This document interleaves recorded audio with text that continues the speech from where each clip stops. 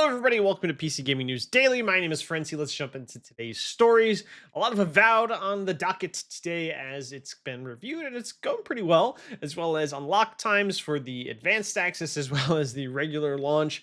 Stalker 2 got a really big update, so maybe a good time to jump back into the game. We'll talk about that. And last but not least, Diablo 6 has an expansion on the way, but it might be longer than you think. Let's jump into today's stories.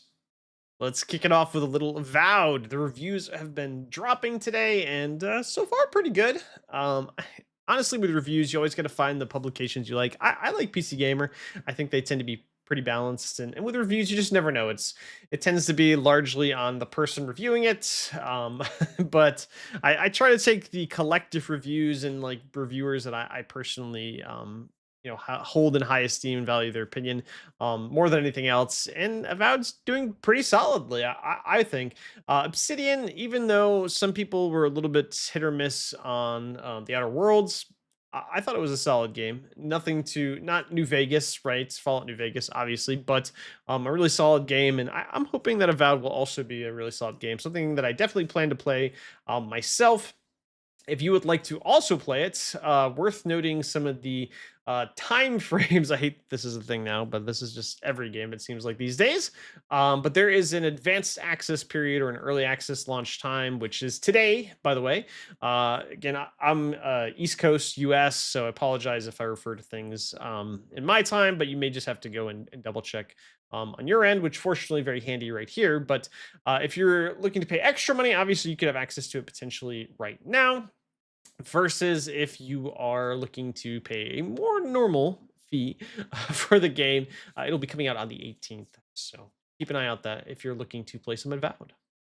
Big Stalker 2 patch. If you're like me and you were kind of waiting for some more continual updates, obviously the original game was a little clunky, and that was kind of the appeal. And the second one, obviously, in that same frame, but they've done a ton of fixes and updates. So I plan to jump into it pretty soon.